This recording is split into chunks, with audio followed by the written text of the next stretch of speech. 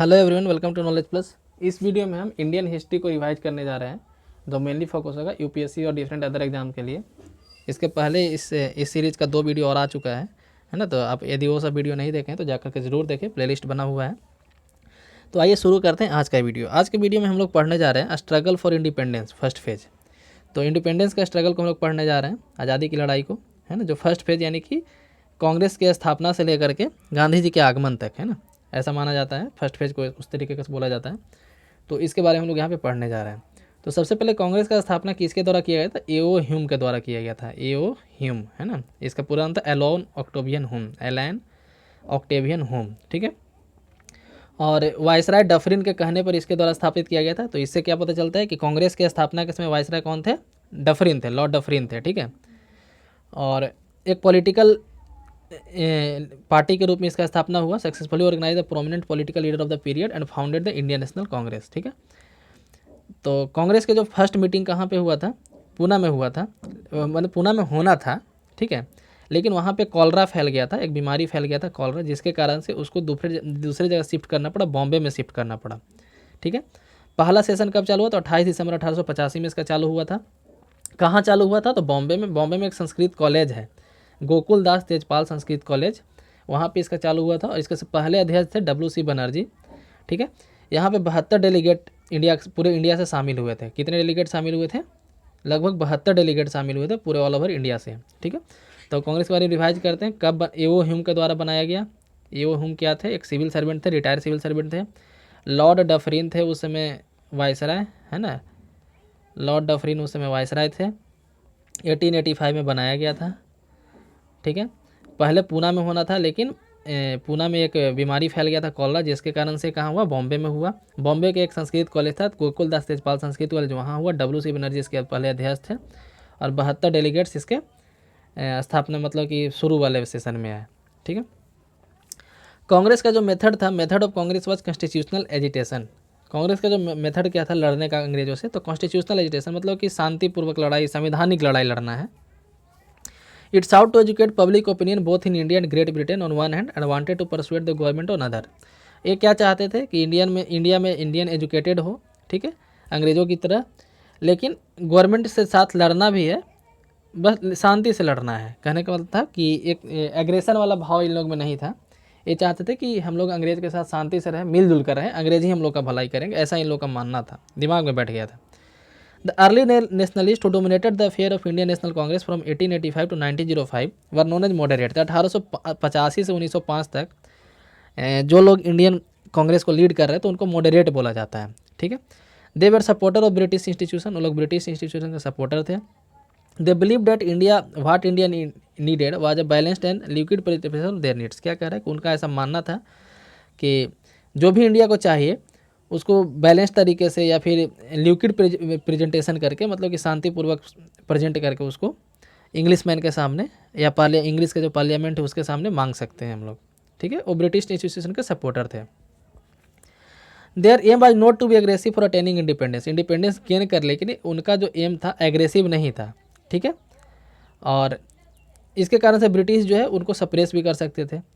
This resulted in Indian Council Act 1892 which permitted some member to be indirectly elected by Indians but keeping the official majority in fact। क्या कह रहा है कि 1892 में council act आया था, ठीक है। और इसके तहत ये किया गया कि कुछ इंडियन मेंबर को इनडायरेक्टली इलेक्ट किया गया, इंडियन को, मतलब इंडियन के द्वारा, some members to be indirectly elected by Indians, ठीक है। लेकिन मेजोरिटी अंग्रेज का ही रहना चाहिए। 1905 में लॉर्ड कर्जन के द्वारा बंगाल का पार्टीशन किया गया, ठीक है। और मेन टारगेट था कि इसमें जो 2 कम्युनिटी के लोग रहते थे उनको अलग अलग करना। लेकिन वहाँ पे कहा क्या गया ऑन पेपर कर्जन के द्वारा कि बंगाल एक बड़ा सा स्टेट है, इसको उतना बड़ा स्टेट रूल करने में प्रॉब्लम आ रहा है, इसलिए पार्टीशन करना चाहता है, ठीक है। तो बंगाल में उसमें क्या क्या था? तो वेस्ट बंगाल आता था, बिहार आता था, झारखंड, उड़ीसा, आसाम, ये सब सारा हिस्सा आता था, ठीक है। और यहाँ तक कि बांग्लादेश जो अभी है वो भी आता था बंगाल में। तो इसलिए ऐसा बोला गया कि इसको 2 पार्ट में बांट दिया जाता है। तो बंगाल के पार्टीशन के कारण क्या हुआ? तो स्वदेशी मूवमेंट स्टार्ट हुआ, ठीक है। फॉर्मल प्रोग्रेशन ऑफ द स्वदेशी मूवमेंट वाज मेड थ्रू 7 अगस्त 1905। 7 अगस्त 1905 को स्वदेशी मूवमेंट चालू किया गया। और इसमें बायकॉट का बारे में बताया गया कि हम लोग विरोध करेंगे, ठीक है। और जिसके कारण से बहुत सारे लोग यूनाइट भी हुए, मतलब एकता भी आया। और बहुत सारे लोग इसके विरोध में भी थे, बॉयकॉट के विरोध में भी थे, नहीं चाहते थे कि इंग्लिश का विरोध हो यहाँ पे। और immediate cause of rise of extremism, जो जैसे हम लोग पढ़े कि 1885 से 1905 तक जो भी कांग्रेस को लीड कर रहे थे तो उनको हम लोग मॉडरेट बोलते हैं। तो आखिर ऐसा क्या हुआ कि एक्सट्रीमिस्ट जो है, एक्सट्रीमिज्म जो है इतना तुरंत एकदम राइज हो गया। तो ये लॉर्ड कर्जन का जो बंटवारा था बंगाल का, वही इसका मेन रीज़न रहा। ठीक है। The extremist were led by बाल गंगाधर तिलक। एक्सट्रीमिस्ट के लीडर कौन थे? तो बाल गंगाधर तिलक थे, लाला लाजपत राय थे, बीपी चंद्रपाल थे और अरविंदो घोष थे। इंडियन काउंसिल एक्ट 1909 आया। 1909 में इंडियन काउंसिल एक्ट आया। उसमें क्या किया गया? उसको मॉर्लम मिंटो रिफॉर्म के नाम से जानते हैं। और ये पहला अटेम्प्ट था introducing representatives and popular element in India.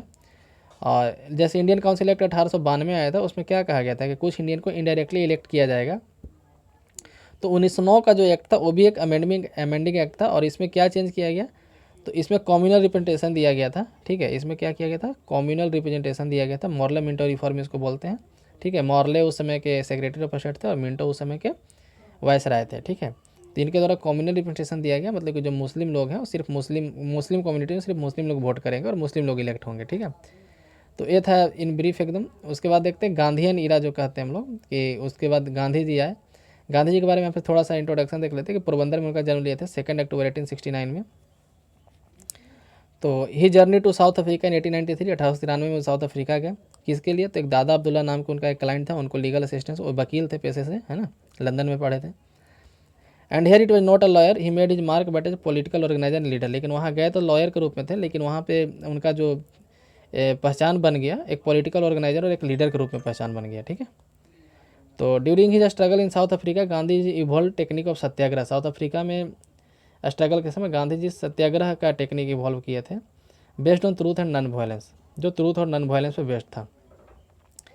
It implies a moral method of fighting against social and political injustice based in truth, love and non violence. उनका एक नया तरीका था, ट्रूथ यानी कि सच के रास्ते पे चलो, सत्याग्रह जिसको बोलते थे, नॉन वायलेंस यानी कि हिंसा मत करो। Gandhi ji led South Africa 1914 after successful competition of work and arrived in India 9 January 1915। 1915 में इंडिया में आए, वहाँ पे अपना सारा काम निपटा करके इंडिया में एक आश्रम एस्टेब्लिश किया अहमदाबाद में, जिसको साबरमती आश्रम भी बोला जाता है कभी कभी। तो और वहाँ पे काफ़ी टाइम वो स्पेंड करते थे। The story of Champaran began in the early 19th century. तो उसी समय मतलब कि कुछ एक किसान थे, राजकुमार शुक्ल नाम था उनका, राजकुमार शुक्ल के द्वारा गांधी जी को बताया गया चंपारण के बारे में। तो चंपारण में प्रॉब्लम क्या था कि जो यूरोपियन लोग थे यानी अंग्रेज लोग थे, एक 3 कठिया सिस्टम लाए थे। 3 कठिया कहना मतलब कि 3/20 हिस्से पे 20 कट्ठा के 1 बीघा कहा जाता है, तो 1 बीघे में 3 कट्ठा। ठीक है, या फिर आपके पास जितना ज़मीन है उसका 3/20, यानी कि किसी के पास 10 कट्ठा ज़मीन है तो उसका 3/20 यानी कि 1.5। तो 1.5 कट्ठा पे उसको उगाना पड़ेगा क्या? तो नील उगाना पड़ेगा, इंडिगो उगाना पड़ेगा। इंडिगो नहीं उगाना चाहते थे किसान, उसका रीज़न क्या था कि इंडिगो उगाने के बाद ज़मीन पूरा बैरन हो जाता था, बंजर हो जाता था। तो उसके खिलाफ गांधी जी फिर चंपारण मूवमेंट किए। ठीक है, अहमदाबाद 1918, इन अहमदाबाद मार्च 1918 the dispute between mill owner and worker over the plague bonus. ठीक है, प्लेग बोनस के लिए लड़ाई हुआ था, किसके बीच में? मिल वर्कर और ओनर के बीच में। ठीक है, तो उस समय मतलब कि उस समय भी गांधी जी वहाँ पे गए। गांधी जी का यहाँ पे यदि याद रखें तो ऐसे याद रखें, चंपारण, अहमदाबाद, खेड़ा। ठीक है, इस तरीके से सीरीज में सबसे पहले चंपारण हुआ, तो उसके बाद अहमदाबाद, उसके बाद खेड़ा। बहुत लोग कंफ्यूज करते हैं अहमदाबाद और खेड़ा में, तो पहले अहमदाबाद तब खेड़ा। ठीक है, तो प्लेग बोनस के लिए अहमदाबाद मिल वर्कर का स्ट्राइक हो गया था। फिर बाकी स्ट्राइक को फिर छुड़वाने के लिए और मिल ओनर के साथ समझौता करने के लिए गांधी जी गए।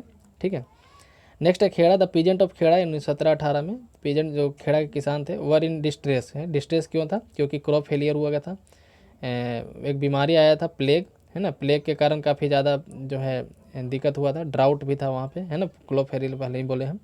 तो इस कारण से किसान चाहते थे कि उनसे जो है रेवेन्यू नहीं लिया जाए, अंग्रेज़ के द्वारा उनसे रेवेन्यू नहीं लिया जाए, लेकिन अंग्रेज़ कहते थे कि हम लेके ही रहेंगे। ठीक है, तो इसके लिए खेड़ा सत्याग्रह हुआ। तो ये थे गांधी के द्वारा स्टार्टिंग में कुछ सत्याग्रह, CAK, है ना, केक याद रखिएगा, चंपारण, अहमदाबाद और खेड़ा। ठीक है, तो हम रिवाइज करते हुए क्या क्या पढ़े? हम लोग पढ़े कि 1885 में कांग्रेस का स्थापना हुआ था, है ना, एओ हुम के द्वारा किया गया था, एओ हुम के द्वारा किया गया था। वायसराय कौन थे? लॉर्ड डफरिन थे। पहले अध्यक्ष कौन थे? तो WC बनर्जी थे, ठीक है। और कब हुआ था? 1885 में। कहाँ हुआ था? तो बॉम्बे में। पहले होना था पुणे में, लेकिन पुणे में एक बीमारी फैल गया कॉलरा, जिसके कारण से नहीं हुआ, तो बॉम्बे में हुआ, ठीक है। तो ये था कांग्रेस के बारे में और गांधीयन ईरा के बारे में थोड़ा ब्रीफ में, है ना। इसको और डिटेल में हम लोग कल सेकंड फेज पढ़ेंगे, तो 1915 के बाद से पढ़ेंगे। 1915 के पहले ज़्यादा कुछ खास है नहीं। बंगाल पार्टीशन 1905 का था, है ना। इसके कारण बॉयकॉट मूवमेंट हुआ, स्वदेशी मूवमेंट हुआ। कांग्रेस का स्थापना 85 में हुआ था। उसके बाद 1909 का कम्युनल रिप्रेजेंटेशन आया था, गवर्नमेंट ऑफ इंडिया एक्ट 1909 या मॉर्ले मिंटो रिफॉर्म जिसको बोलते हैं, है ना। इसमें कम्युनल रिप्रेजेंटेशन मिला था, तो हम लोग इसको पढ़े। कांग्रेस का क्या मेथड था शुरू में? 72 डेलीगेट उसके गए थे मीटिंग में। कांग्रेस में मॉडरेट कौन थे, एक्सट्रीमिस्ट कौन थे, ये भी हम लोग यहाँ पे पढ़े। काउंसिल एक्ट 1892 क्या था, इसके बारे में हम लोग जाने, है ना। बंगाल के पार्टीशन के बारे में जाने। तो ये था हमारा छोटा सा lecture first phase of independence के बारे में। कल सेकंड फेज ऑफ इंडिपेंडेंस के बारे में आएगा। तो चैनल को सब्सक्राइब कीजिए, वीडियो को लाइक कीजिए। धन्यवाद।